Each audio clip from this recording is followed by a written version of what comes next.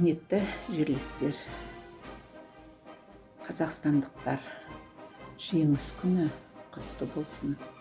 Қазіргі және келешек ұрпақтың бостандығы мен бақыты үшін миллиондаған адам ең асыл құндылығы өз өмірін жеңіс жолына құрбан етті.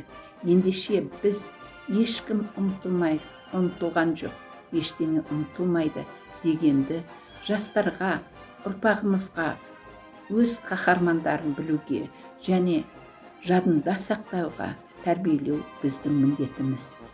Азаттық үшін шайқасы жауынгерлер жаралы, қанша мына халқыма жеңіс күнін сыйлады.